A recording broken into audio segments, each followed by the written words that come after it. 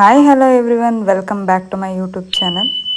So ನಾವು ರೇಷ್ಮೆ ತಂದು ಹೇಗೆ ನಮ್ಮ ಮನು ಎಲ್ಲ ರೇಷ್ಮೆ ಮನೇಲಿ ಹರಡಿದ್ರು ಅನ್ನೋದನ್ನ ನೀವು ನೋಡಿದ್ರಿ.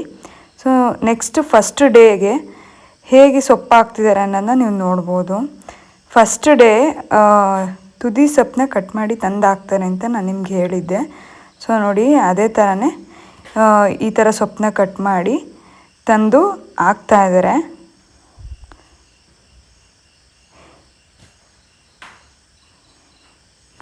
ಸೊ ಈ ರೀತಿ ಯಾಕೆ ತುದಿ ಸೊಪ್ಪನ್ನ ತಂದು ಕಟ್ ಮಾಡಿ ಹಾಕ್ತಾರೆ ಅಂತ ಅಂದರೆ, ಹುಳಗಳು ಇನ್ನೂ ಎಳೆವಿರ್ತಾವಲ್ಲ, ಜ್ವರದಿಂದ ಈಗಿನ ಎದ್ದಿರ್ತವೆ ಅಂತ ಹೇಳಿ ಸೊ ತುದಿ ಸೊಪ್ಪನ್ನ ತಂದು ಕಟ್ ಮಾಡಿ ಹಾಕ್ತಾರೆ ಫಸ್ಟ್ ಡೇ ಆಗಿರೋದ್ರಿಂದ. ಸೊ ಒಂದು 2 to 3 days ಈ ಥರ ಮಾಡ್ತಾರೆ. ಈ ಥರ ಮಾಡೋದ್ರಿಂದ ಎಳೆ ಹುಳ ಇರೋದ್ರಿಂದ ತಿನ್ನೋಕೆ ಅವಕ್ಕೂ ಸುಲಭ ಆಗುತ್ತೆ ಅಂತೇಳಿ. ಸೊ ಈಗ ಯಾವ ಥರ ಸೊಪ್ಪು ಹಾಕ್ತಿದ್ದಾರೆ ಅಂದರೆ, ಆಲ್ಮೋಸ್ಟ್ ಅವರು ಬೆಳಗ್ಗೆ ಆಮೇಲೆ ಈವ್ನಿಂಗು 2 ಟೈಮ್ ಹಾಕಿದ್ದಾರೆ. ಸೊ ಖಾಲಿಯಾಗಿರೋ ಕಡೆ ಒಂದೊಂದು ಎಲೆನ ಕಿತ್ತಿ ಹಾಕ್ತಾಯಿದ್ದಾರೆ. ಸೊ ಹಾಗಾಗಿ ನೀವು ನೋಡ್ಬೋದು, ಫಸ್ಟ್ ಟೈಮು ಒಂದು ಸತಿ ಔಷಧಿ, ಫಸ್ಟ್ನೇ ದಿನ 1 ಟೈಮ್ ಔಷಧಿ ಮಾಡಿದ್ದಾರೆ. ಸೊ ನೆಕ್ಸ್ಟು 2 ಟೈಮ್ ಸೊಪ್ಪು ಹಾಕಿದ್ದಾರೆ.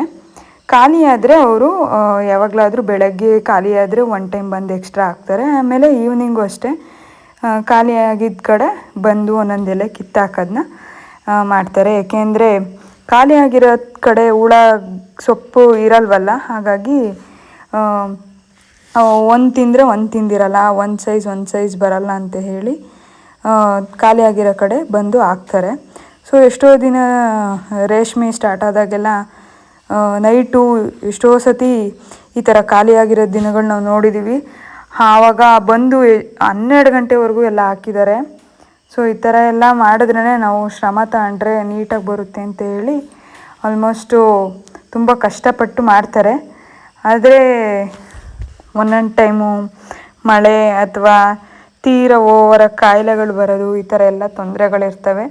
ಹಾಗಾಗಿ ತುಂಬ ಸೂಕ್ಷ್ಮೆಯಿಂದ ನೋಡ್ಕೊಂಡ್ರೆ ನಮಗೂ ಬೆಳೆ ತುಂಬ ಚೆನ್ನಾಗಿ ಬರುತ್ತೆ, ಹಾಗೆ ಒಳ್ಳೆ ಲಾಭನೂ ತೊಗೋಬೋದು.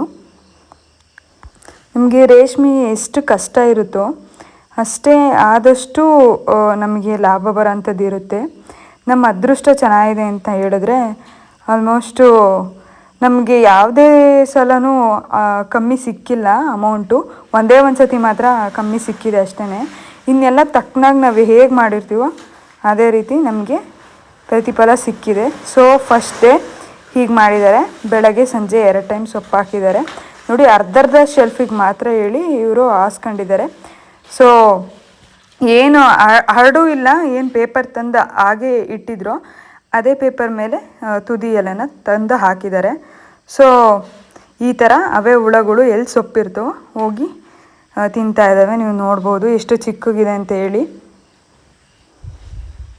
ಸೊ ಇದೇ ರೀತಿ ಡೇ 2, ಡೇ 3 ಏನು 27 ಡೇಸ್ ರೇಷ್ಮೆ ಮಾಡ್ತಾರೋ ಅದನ್ನೆಲ್ಲ ನಾವು ಅಪ್ಡೇಟ್ ಮಾಡೋಕ್ಕೆ ಟ್ರೈ ಮಾಡ್ತೀವಿ. ಸೊ ಯಾರ್ಯಾರೆಲ್ಲ ನಮ್ಮ ವೀಡಿಯೋಸ್ನ ನೋಡ್ತಾ ಇರೋ, thanks for watching. Like, comment and subscribe please.